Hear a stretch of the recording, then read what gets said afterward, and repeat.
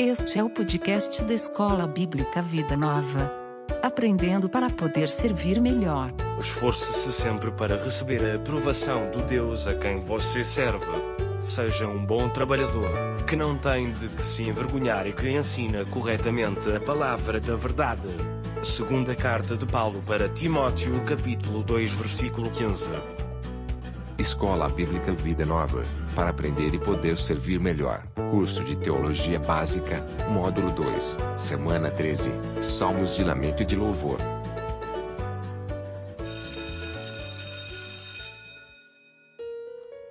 Happy Weekend para você, estudante, e olá, hermanita. Hola, profesor.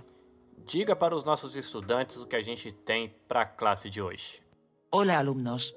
En la clase de hoy nos dedicaremos a estudiar el libro de los Salmos. Esta lección dará especial atención a los salmos de lamento y de alabanza.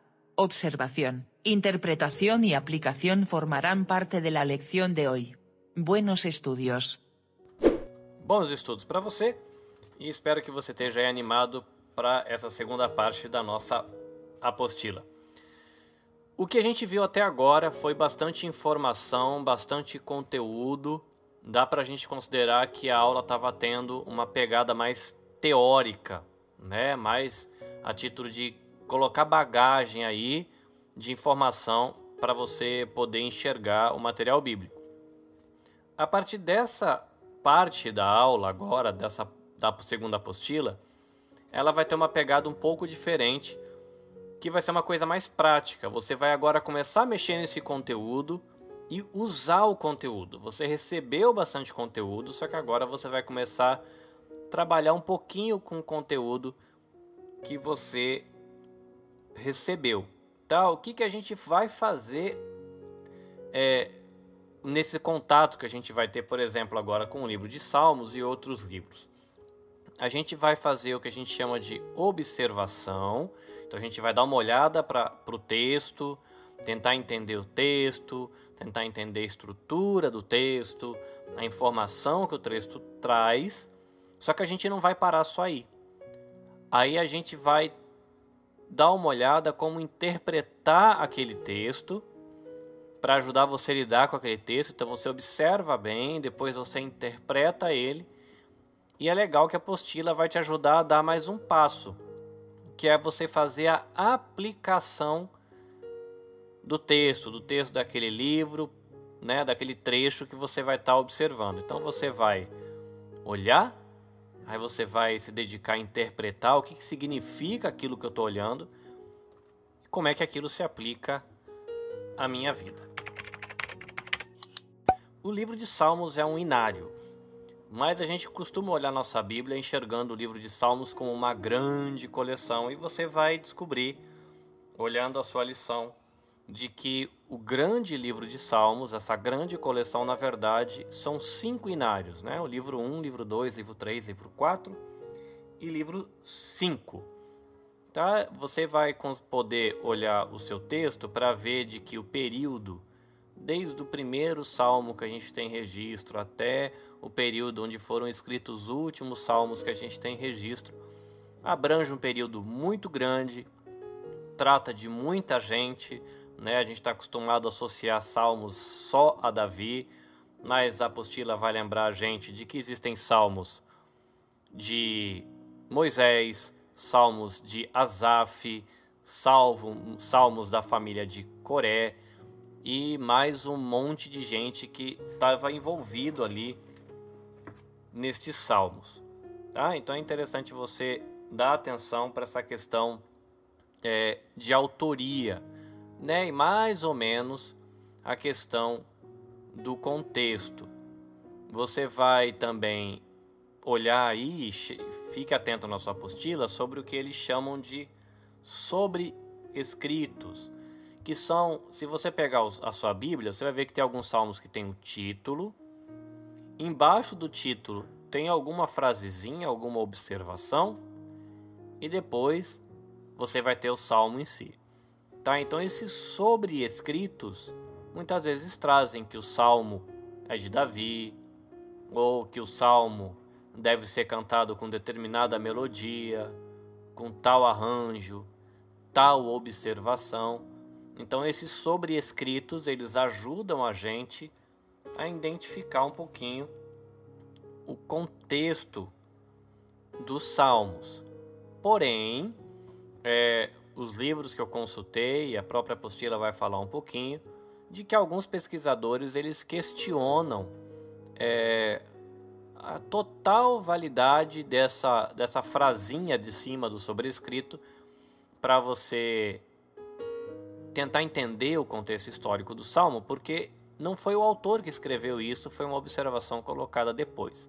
Então alguns apontam que isso poderia não ser muito confiável, mas a maioria defende de que, considerando que são anotações muito antigas, existem muitas expressões como referências a melodias, a arranjo de música, que as pessoas não sabem direito nem como traduzir a expressão, tamanha antiguidade do hebraico que se usou ali. Então, como é muito antigo, eles consideram que isso são textos confiáveis e que vai ajudar você a entender o contexto dos salmos, tá? Para fim de registro, de observação aí, vale a pena você saber de que tem essa consideração, né? Que alguns apontam de que não faz parte do texto original. Quando o salmo foi escrito, essa observação não estava ali, mas agora a gente usa ela de boa como uma referência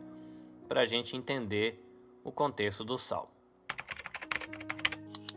Você vai perceber que a sua apostila, na lição 13, ela vai se dedicar a salmos de lamento e salmos de louvor.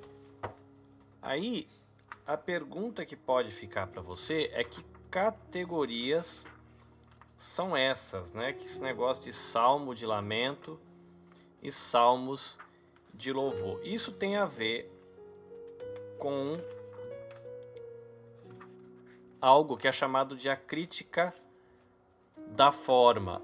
É um tipo de pesquisa que está preocupada em identificar qual é a estrutura daquele texto, tá? Então, enquanto você pode estudar olhando o conteúdo, a crítica da forma, ela pode ser uma ferramenta para ajudar você a observar a forma que aquele texto foi escrito. Ele foi escrito numa história, ele foi escrito numa poesia. Se é uma poesia que se refere a quê? Que características tem poesias com esse tipo de conteúdo? Com que ele se parece? Qual a estrutura básica usada num determinado tipo de poesia? Tá? É por isso que chama a crítica da forma. Tem a ver com a forma. A apostila, ela vai tratar, como eu já falei, dos salmos que eles chamam de lamento e de louvor. E na lição 14, que a gente vai ver semana que vem, ele vai tratar de salmos com temas especiais. Eu olhei aqui um material de consulta e fez a observação de que às vezes esses temas eles se sobrepõem, tá? Você pode ter um salmo com um tema especial que também ele pode ser categorizado numa outra categoria de salmo. Por exemplo, é um salmo que é sobre um rei, mas esse rei está falando de um pedido, alguma coisa assim. Então, por isso que tem alguma diferencinha, tá? Diferencinha no quê? A apostila ela vai trazer algumas categorias, e eu vou passar para você mais algumas, que algumas vão ser iguais a que a gente vai estudar, e outras fica a título de registro, tá? Então, o Manual Bíblica Vida Nova, ele vai trazer para a gente os seguintes tipos de salmos. Os salmos que eles chamam de hinos, que seria aí toda a congregação ela vai louvar a Deus pelos seus atributos. Aí, uma outra categoria que tem aqui é a queixas da comunidade, é quando toda a comunidade expressa a sua queixa por problemas que estão enfrentando.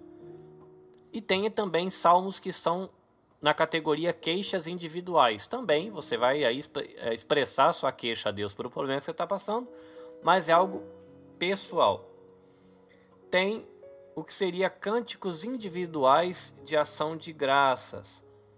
A gente também tem uma categoria chamada salmos reais, tá? Que não é porque é verdadeiro, é salmo real, é porque trata de assuntos referentes ao rei, tá? Então por isso salmos reais.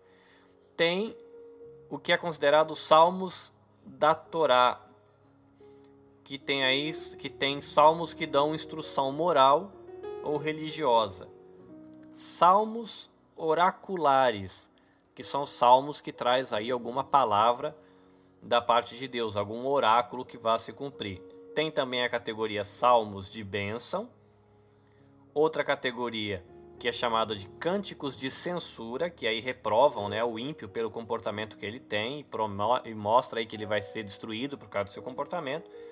E tem os cânticos de confiança, que são aquele que o pessoal está enfrentando uma dificuldade, mas expressa a sua confiança em Deus, tá? Então, essas são as categorias que o Manual Bíblico Vida Nova lista. Aí você tem a Bíblia de Estudo Arqueológica. O que ela coloca? Os hinos congregacionais, que a gente já viu. E aí ele inclui salmos de louvor e salmos de ação de graça. Aí tem uma categoria aqui que é considerada os cânticos de Sião, que aí você usa essa palavra Sião, como um tipo ou uma representação do reino de Deus.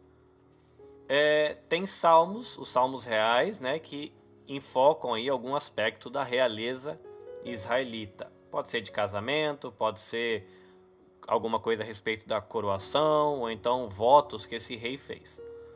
Você tem o que a gente já viu, né, que são salmos de sabedoria ou os salmos da Torá, que, né, são salmos para instrução. Salmos de lamento, né, a gente viu que aí tem o lamento comunitário e o lamento individual, e os cânticos de fé, ou de fé não, né, de fé, que expressam a confiança em Deus. Ok? Aí, uma coisa que eu achei legal aqui em questão da crítica da forma, a Bíblia de Estudo Arqueológica, ela dá uma sugestão para quando você vai ter um contato com o Salmo querendo estudar o Salmo. É você fazer algumas perguntas para ele. Então, uma pergunta seria: é um louvor que se dirige a Deus ou uma instrução ao leitor?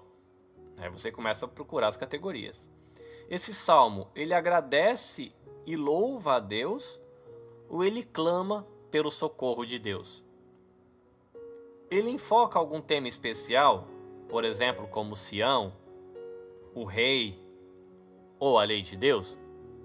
Então são algumas perguntas que você pode fazer para o texto, e chegando nesse texto, fazendo essas perguntas, você vai ter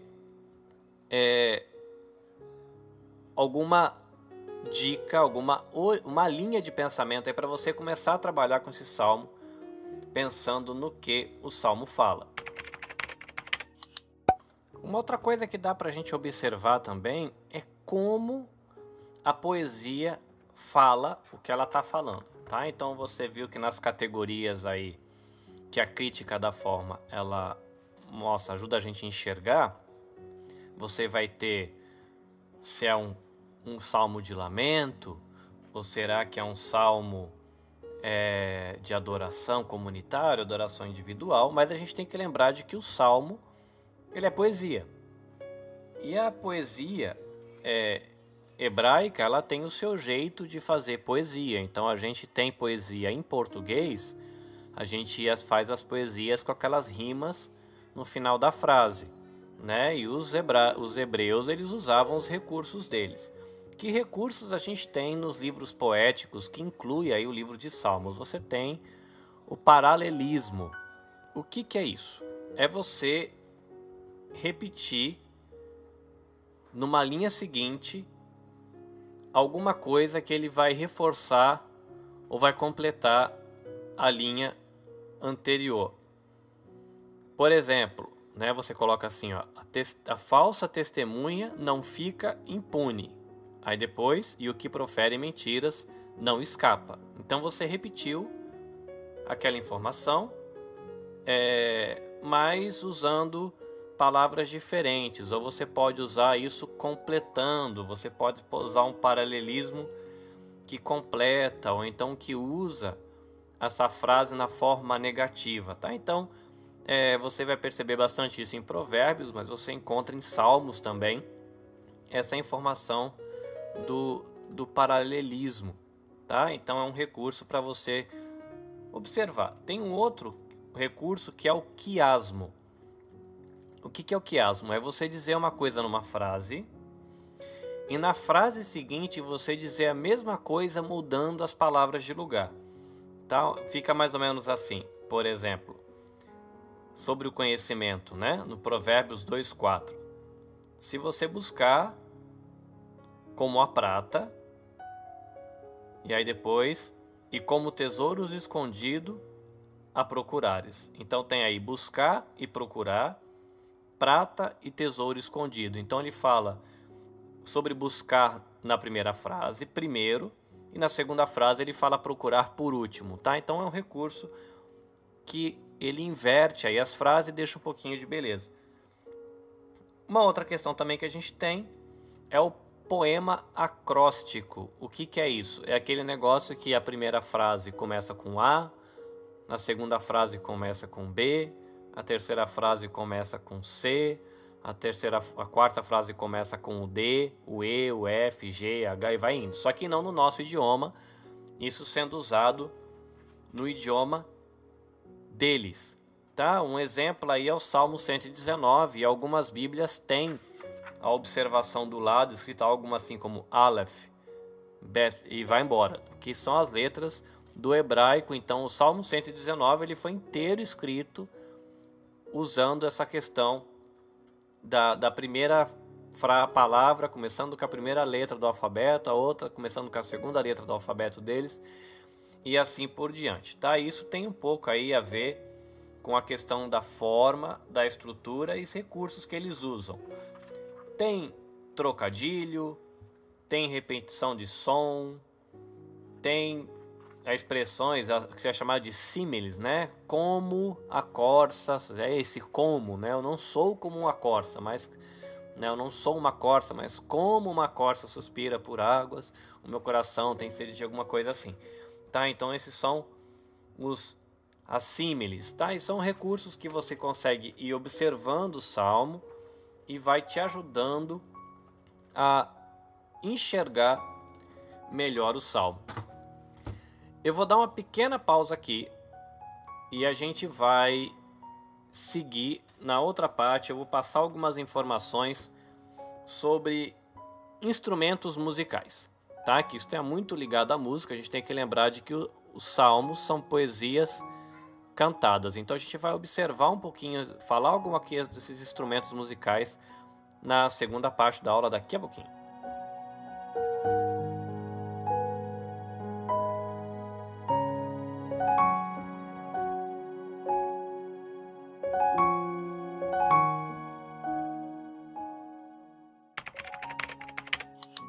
A gente está falando de Salmos, é um livro de música e lógico que com música a gente costuma usar instrumentos musicais. E a Bíblia ela vai fazer referência a muitos instrumentos. A gente não tem, na verdade, segundo a Bíblia de Estudo Arqueológica, muitas amostras desses instrumentos, porque em pesquisa arqueológica, porque os instrumentos eles eram muito frágeis. Então poucos instrumentos eles resistiram ao tempo, e dos poucos que resistiram, como algum pratinho, um chocalhinho, alguma coisinha assim, um ou outro que você consegue tirar ainda algum som, mas a maioria você não consegue mais. Porém, você tem o registro do texto de um montão de instrumento, o que dá para perceber de que o uso dele era bem difundido. E você tem em pinturas antigas do Egito, da Mesopotâmia, muitos registros em pinturas desses instrumentos. Então dá para ver que o uso era bem difundido. Uma outra questão em relação aos instrumentos que é interessante você saber é de que o hebraico antigo ele usa muitas palavras para se referir a vários tipos de instrumentos. E como ele se refere ao instrumento, mas ele não descreve o instrumento, muitos desses instrumentos os tradutores não sabem exatamente a que se referem. Por exemplo, quando você vai em instrumento de corda, alguma coisa que é traduzido como harpa, mas na verdade pode ser uma lira, pode ser um alaúde, que são instrumentos parecidos, mas com características um pouquinho diferentes, tá? Mas eu vou deixar aqui alguns instrumentos. Então, quando a gente pensa em instrumentos de corda, a Bíblia ela vai tratar com lira, né? E a gente pode pensar também na harpa. A lira parece um U de cabeça para baixo, é como se fosse aquela, eu vou chamar de harpa, né? Mas é aquele instrumento que o Cupido, às vezes a gente vê em alguns desenhos ele tocando, parece um ômega, né? Um U de cabeça para baixo com algumas cordas. Esse seria a lira. A harpa já tem aquela ideia que tem uma caixa, né, de ressonância e as cordas numa posição um pouco parecida com a harpa que a gente conhece hoje. Você tem os instrumentos de percussão, você tem tambores, né? Tambores assim, você tem uma armação e uma pele esticada em cima. E tem os tamborins, que seria como se fosse o nosso pandeiro, mas pela nota que está aqui, seria interessante você imaginar um pandeiro sem aqueles chacoalhinhos que tem em volta, se fosse só o pandeiro com a pele. Você também tem outro tipo de instrumento que são chamados de ideofones, que aí fica tipo sinos, os gongos, chocalhos, címbalos, que seriam os pratinhos, que pode ser feito de metal, pode ser feito de madeira, pode ser de argila endurecida ou mesmo de osso, né? Esse tipo de barulhinho de percussão, né, que você tem aí para acompanhar a música. Você tem os instrumentos de sopro, aí você tem a flauta, trombetas e o chofar, que tem a ver com o chifre de carneiro, tá? E daí eu vou falar um pouquinho mais sobre o chofar daqui a pouco, tá? Então você tem o chofar seria o berrante brasileiro, né? Então o berrante que tem lá no Brasil é muito parecido com o chofar, só que o chofar é feito com chifre de carneiro. Vamos falar um pouquinho mais sobre o chofar. O chofar, ele é esse berrante feito com chifre de carneiro e ele é um instrumento que é soprado, né? Você sopra, você tem a embocadura, ele vai vibrar. E na Bíblia você vê esse chofar, instrumento, ele é usado, se refere a ele no livro de Salmos, mas ele é usado para várias coisas na história do povo de Israel, tá? Para você ter uma ideia, o sopro desse chofar, né, do chifre, ele convocava os guerreiros para a batalha e também sinalizava o início de um ataque. Então, se você pensar lá quando o pessoal marchou em volta de Jericó, você tinha ali o uso do chofar. O chofar também é usado para a reunião dos adoradores em Jerusalém. O chofar também ele era soprado pelos vigias para anunciar a chegada de notícias importantes. Pode ser notícia boa ou pode ser notícia ruim. O chofar era usado em cerimônias de coroação, por exemplo, como na coroação de Salomão, no coração do rei Jeú. E o chofar também ele foi usado e soprado, né, em ocasiões sagradas, como o dia da expiação, no ano do jubileu, no retorno da arca para Jerusalém promovida por Davi, e ele é usado também na adoração regular do templo, tá? É uma curiosidade para você saber um pouquinho alguns detalhes a respeito do chofar. Se você já teve a oportunidade de gastar um tempinho na leitura bíblica do livro de Salmos, alguns salmos talvez você tenha reparado, provavelmente nas versões mais antigas, a palavra Selah, S-E-L-A-H. O que que é essa palavrinha que às vezes aparece no livro de Salmos. Então a palavra hebraica selá, ela aparece mais ou menos 74 vezes no Antigo Testamento, e geralmente ela fica no final de uma estrofe de um salmo ou no final de um salmos. Então 3 vezes que essa palavrinha aparece, né, a título de informação, você tem ela no livro de Abacuque no capítulo 3. Os estudiosos, eles concordam que esse selá é um termo musical, porém eles divergem sobre o significado dessa palavrinha, tá? Então todo mundo sabe que é um termo musical, mas significa o quê? Então a gente tem aí 3 possíveis, né, interpretações dessa palavrinha selá. Uma é que alguns acreditam que essa palavra selá ela seja derivada de salal, que significa levantar. Se for esse o caso, o selá poderia ser uma instrução para levantar o volume do som, da voz ou dos instrumentos durante o interlúdio, tá? Uma possibilidade. A outra é que alguns acham que se trata de uma indicação de uma pausa ou de um momento de respiração durante a música, talvez refletindo a compreensão do interlúdio musical. Então você teria aí música.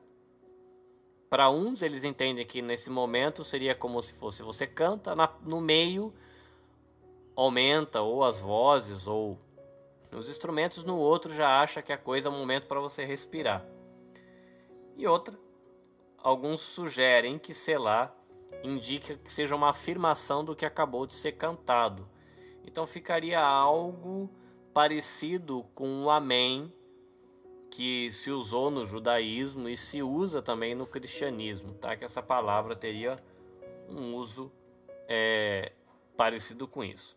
Bom, a presença dessas orientações musicais acaba lembrando a gente, né, hoje em dia, de que essas composições, elas não tinham a intenção só de ser lida, mas de fazer parte de uma expressão litúrgica que fosse vibrante para o povo, tá? Mesmo se fosse uma questão de uma pausa para respiração e você refletir no conteúdo, ou que seja um tipo de amém, ou que seja o momento do volume aumentar, tudo isso faria com que aquele momento de culto fosse muito intenso e muito legal. Isso vale para a gente refletir sobre a nossa realidade de culto também. Para a gente terminar a nossa aula, eu queria chamar a atenção para uma coisa que você deve perceber na sua lição, mas caso você não percebeu, ou caso você ainda vai estudar, para você ficar ligado, que é a questão do sentimento. Você tendo contato com salmos, você vai perceber de que existem, como a gente já falou, salmos que têm a ver com alegria, salmos que têm a ver com tristeza, salmos que têm a ver com insegurança, salmos que pode até pensar aí que tem a ver com depressão, com raiva, com remorso, com esperança. E o legal que é interessante você aí ficar atento no seu estudo dos salmos é como os salmos é um registro bíblico onde a palavra de Deus mostra para a gente como é possível que a gente tenha expressões sinceras do nosso sentimento diante de Deus. Às vezes a gente participa de um culto e fica meio constrangido de chorar, ou quando está muito feliz, fica meio constrangido de expressar na felicidade, às vezes com uma expressão com a voz, com um canto um pouco mais alegre, ou mesmo com o movimento do corpo. E é legal ver como a Bíblia ela não estimula a gente a reprimir sentimentos na nossa relação com Deus. Ela nos estimula a gente expressar esses sentimentos, sejam eles quais forem, né? Seria o jeito correto de falar isso, e a gente falar com Deus sobre eles. E interessante que aí você vai ver nos Salmos, enquanto a pessoa está refletindo sobre quem Deus é, sobre o que Ele pode fazer, sobre o poder de Deus, e aquilo vai trabalhando também os sentimentos dela, e muitas vezes dentro do próprio salmo você vê uma mudança de perspectiva. Às vezes um salmo que começa com um tom muito negativo, mostrando, né, a situação do problema, o salmista se expressando diante de Deus, ele dedica um tempo refletindo na pessoa de Deus e termina o salmo com uma palavra de esperança. Mas é interessante que tem essa questão da possibilidade de você abrir seu coração, né? Até aí a nossa apostila ela vai na página 54 de lembrar a gente de que os salmos nos incentivam a ser sinceros para com Deus, contando para Deus exatamente o que vai no nosso coração, sem a gente precisar ficar se escondendo atrás de uma fachada de religiosidade. Você pode se expressar de maneira transparente diante de Deus. E uma coisa que eu achei interessante na apostila é de que às vezes quando você está fazendo a leitura de um salmo, você não se identifica, por exemplo, com a realidade histórica de uma pessoa fugindo numa situação de guerra, ou não sei, vou usar um exemplo aqui que talvez seja não se encontre referência, mas alguém que perdeu tudo. Aí você pode imaginar naquela época, né, ou por causa de uma seca, por causa de uma intempérie do tempo, e fica essa situação desconfortável. Mas você não se identifica pela situação, mas você pode se identificar pelo sentimento.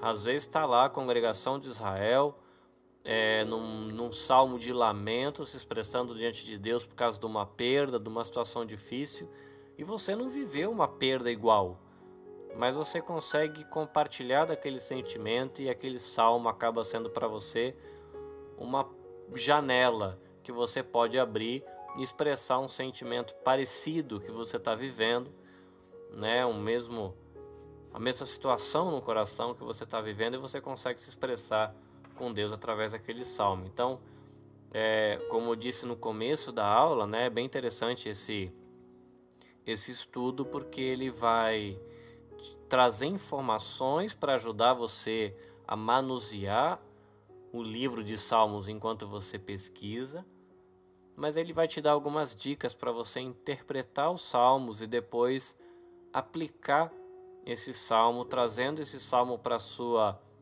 experiência devocional pessoal e a sua experiência devocional coletiva, onde você vai se expressar diante de Deus com toda a igreja e não sozinho.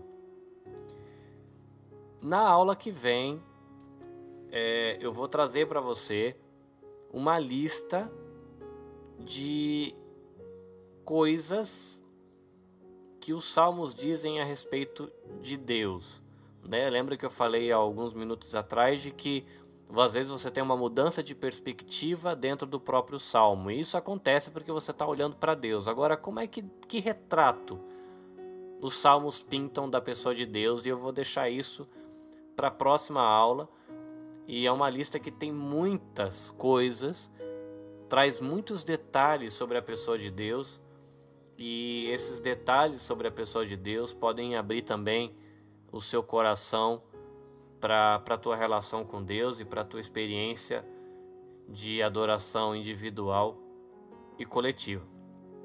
Ok? Espero que tenha sido muito útil, e a gente vai pro nosso café antes da gente ir pro aula extra. Cough break. Cough break.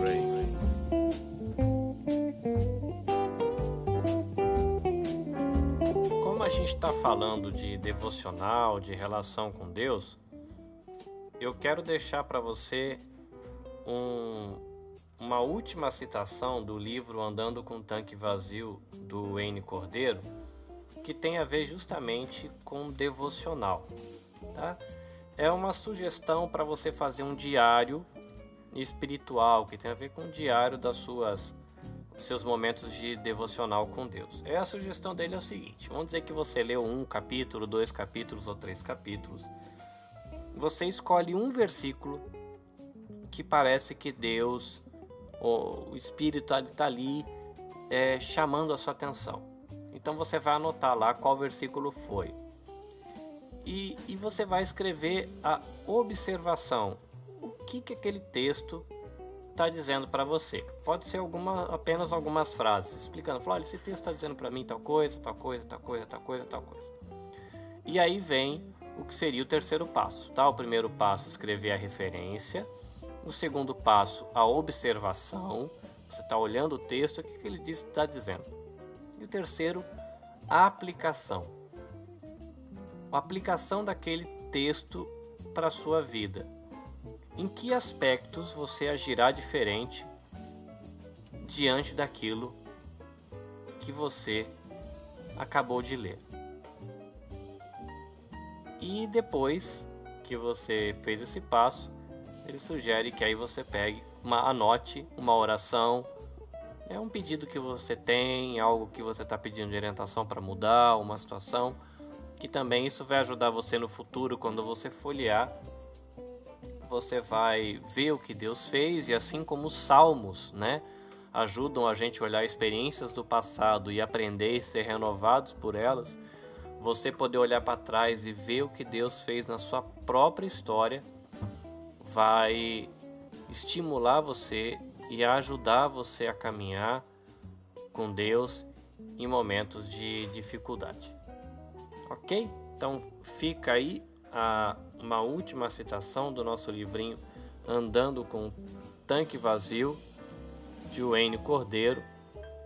Uma dica para você fazer aí um diário espiritual e ajudar você nos seus momentos de devocional. Me pareceu uma dica bem simples, mas que vai ter bastante resultado. Espero que você se sinta aí estimulado a fazer e que seja legal para você. E bora para a aula extra.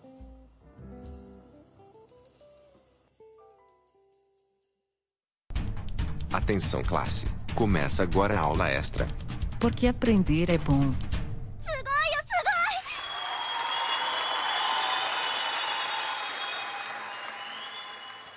Chegamos ao livro de Crônicas, o nosso panorama bíblico, livro a livro.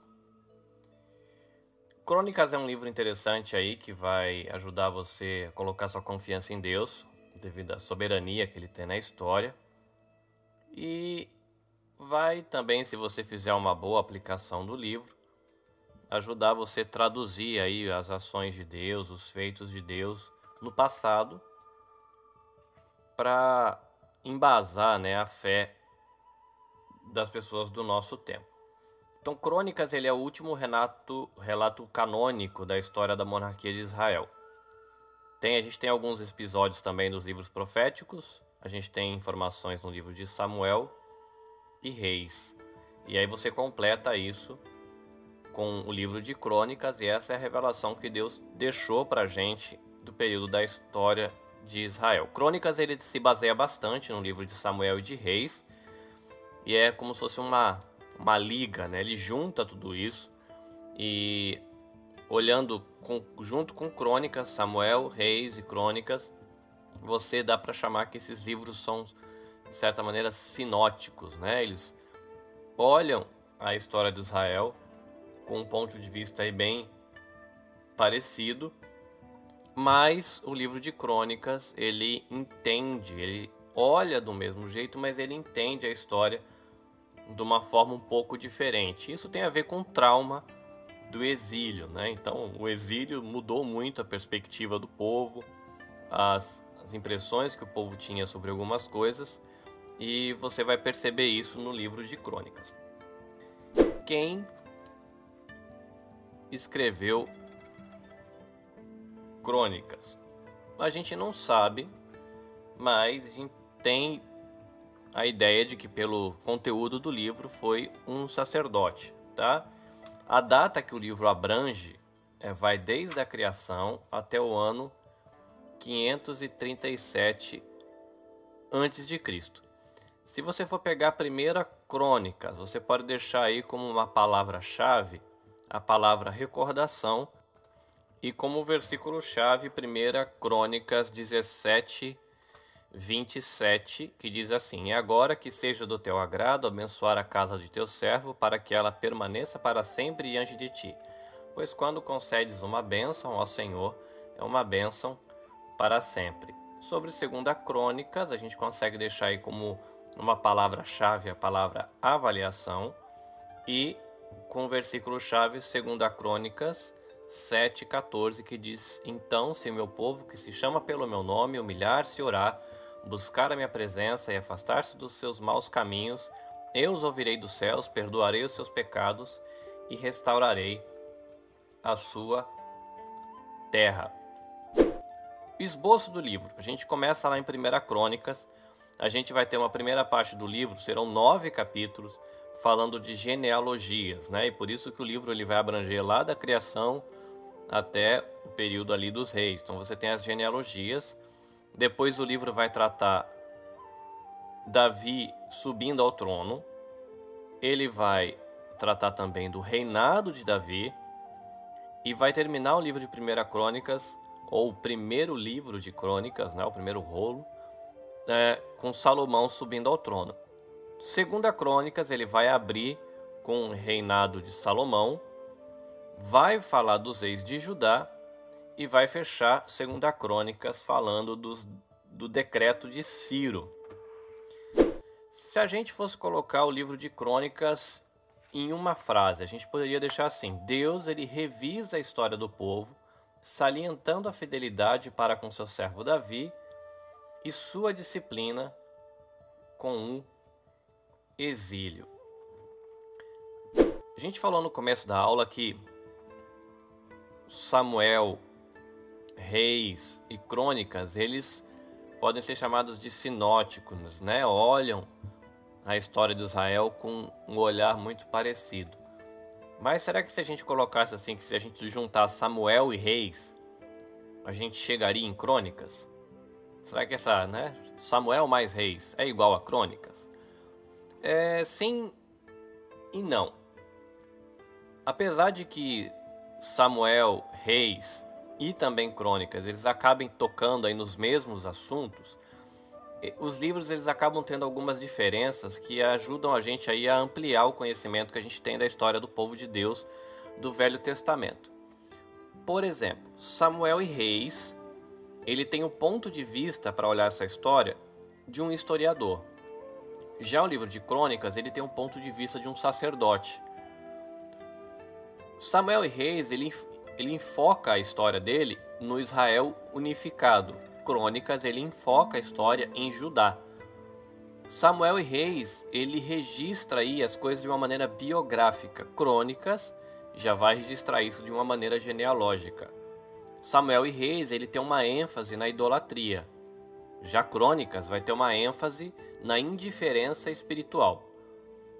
Samuel e Reis, ele foca sobre o antes do exílio. E Crônicas, ele acaba focando o depois do exílio. Vamos dar uma olhadinha aqui a questão do contexto pós-exílico e como isso tem a ver para você, Crônicas, recontar a história que ela está recontando, tá? Então, uma das principais diferenças que a gente tem de Crônicas para os outros dois livros sinóticos, que são Samuel e Reis, é o contexto do autor e dos leitores da história que ele estava recontando. Então, no fim do exílio e no início do período pós-exílico, as questões a serem respondidas ali eram se Deus havia falhado ou se Deus havia abandonado Israel, se Israel ainda era o povo de Deus ou será que a aliança tinha sido revogada, ou será que os deuses babilônicos eles eram mais poderosos que o Deus de Israel, o Senhor? Então, quando eles depararam com essas questões, aí o livro de Crônicas ele foi organizado para que pudesse mostrar que o povo de Israel ainda era povo de Deus, que a aliança não tinha sido revogada, que o Deus, o Senhor, ele não havia sido derrotado, mas pelo contrário, que a soberania de Deus permanecia apesar da queda do povo de Israel. Uma outra questão também, quando eles estão recontando essa história no livro de Crônicas, é a aliança davídica, né? Um dos eixos para eles alcançarem as respostas às perguntas que a gente acabou de falar é o destaque que se confere à aliança com Davi, né? Então, pela manutenção da aliança e a preservação da dinastia davídica, era possível enxergar a fidelidade de Deus e das suas palavras. Desse fato, daí acontece a ênfase que o livro de Crônicas tem no Reino do Sul, e isso traz aí repercussão direta para o período pós-exílico, que mostra a necessidade de a dinastia davídica ela permanecer diante do trono, bem como tirou dos seus melhores reis e principais elementos do judaísmo pós-exílico essas duas coisas: a centralidade do culto no Templo de Jerusalém, o governo teocrático de Israel e a ênfase na lei. Tá? Então não são duas coisas, são três coisas. Então ele olha para a questão da aliança davídica, e aí o livro ele vai focar a questão da centralidade do culto em Jerusalém, o governo teocrático de Israel e a ênfase na lei. Enquanto essa história está sendo recontada em Crônicas, você também tem a valorização dos profetas. Então durante o exílio, aí com o templo estava destruído. Se não tem templo, o ofício sacerdotal não tem muita função. Então o ofício sacerdotal estava em decadência. Aí o movimento profético ele acaba se tornando muito importante para a manutenção da fé do povo e da lei judaica. Então, diferente dos sinóticos, e aí aqui tá me dando a impressão de que eu estou falando errado, que na verdade sinóticos seriam Samuel e Reis e Crônicas com uma perspectiva diferente. Então, diferente de Samuel e Reis, Crônicas ele não vai marginalizar os profetas, como é o caso de você ver Elias e Eliseu, que ficaram à beira, são perseguidos, mas aí apresenta os profetas como figuras de referência para os reis. Então, mostra aí governantes que atendiam, né, a mensagem profética e tinham sucesso. Mostra também como o profeta falava e o rei rejeitava, e aí vinha castigo sobre a nação. E se você quiser dar uma reolhada na história para você ter a referência, olha no livro de Crônicas Roboão, Asa, Josafá, Josias. E se você colocar aí alguns reis ruins, você coloca Joás e Amazias, tá? Para você ver como é que o livro trata dessa relação rei e profeta. Algumas curiosidades aí sobre o livro de Crônicas. Você tem a questão da genealogia, né? O primeiro livro de Crônicas ele começa com genealogias e são as mais longas que a gente tem na Bíblia. Então elas começam no capítulo 1, essas genealogias, e só terminam no capítulo 9. Aí fica a pergunta, né? Por quê? Né? O propósito disso é mostrar para aquela comunidade que ela tinha sido restaurada do cativeiro babilônico os laços tribais que eles tinham, a autenticidade do sacerdócio levítico e validar aí Judá como a tribo que tinha direito ao governo.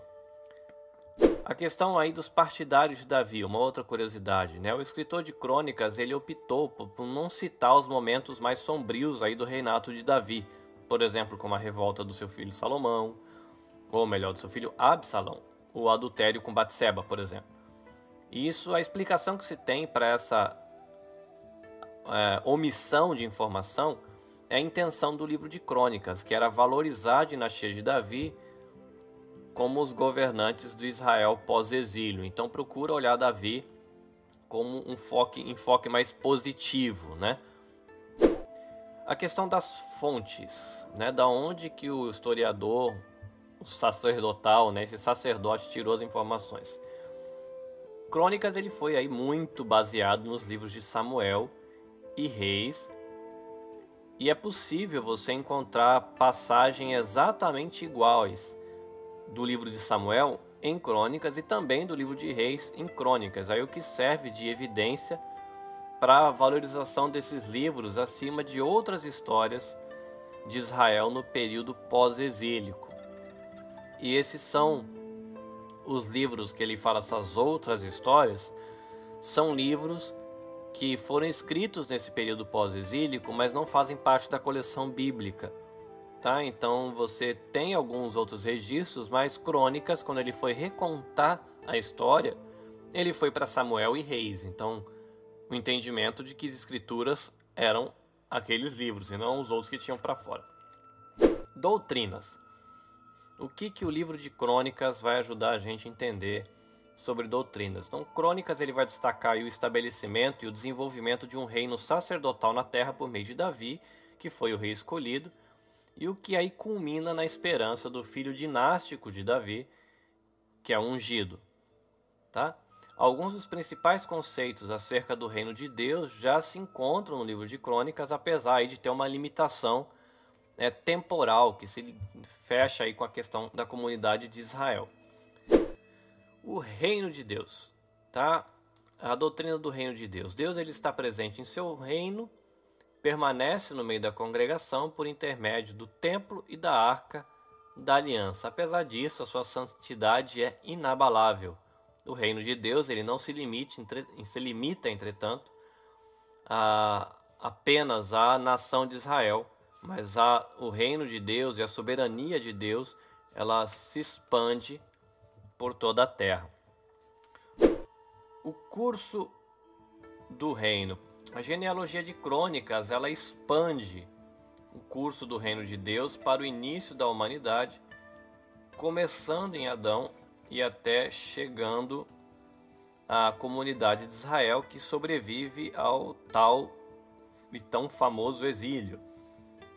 Desde o princípio, esse reino ele sofre oposições, mas nada disso vai aí sobressair a mão de Deus que está conduzindo o seu reino ao longo da história.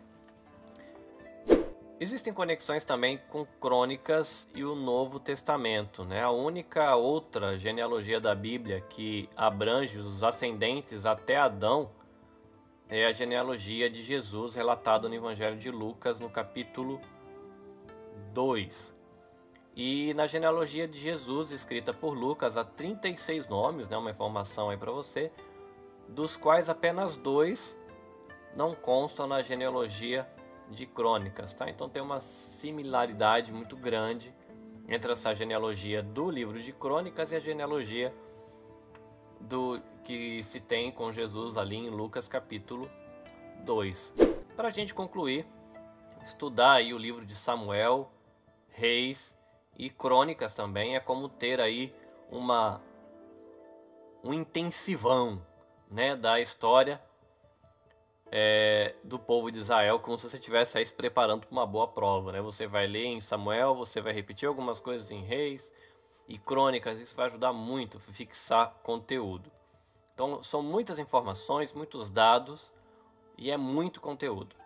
E todos esses livros juntos, eles mostram como é que Deus elegeu Israel, como é que Deus foi fiel à sua aliança e como é que Deus, depois de muitas chances, acabou disciplinando o povo que foi curado da idolatria no período do exílio. E se você se recorda, a gente já chegou a comentar em lições anteriores de que quando você vai fazer escavações arqueológicas, você não acha muitas estatuetas ali no período pós-exílico. Então você, antes do exílio, na camada de terra que diz respeito a antes do exílio, eles acham muitas estatuazinhas de ídolos. Depois do exílio já não acham. Então é interessante ver que houve uma mudança de postura mesmo do povo. E o alerta geral aí que é dado pelos historiadores que registraram em Samuel, Reis e Crônicas. Ninguém, a não ser o Senhor, pode nos ajudar a cumprir a nossa parte na aliança que nós temos com Ele. Ok? Espero que mais esse conteúdo da aula extra ajude você a criar uma visão aí panorâmica do livro de Crônicas especificamente, o seu enfoque, o seu objetivo, algumas curiosidades. E se ajude você aí no futuro, quando você for preparar aí uma devocional para você, ou para sua família, ou para um ambiente de sala de aula, ou quando você for compartilhar com seus irmãos num momento de compartilhamento na igreja, você vai ter aí conteúdo para refletir e para isso, como a gente viu, reforçar a nossa confiança em Deus ao olhar para as ações dele no passado e isso trazer confiança no nosso coração para a gente viver a nossa vida hoje. Então Deus abençoe você. A gente se vê na próxima aula.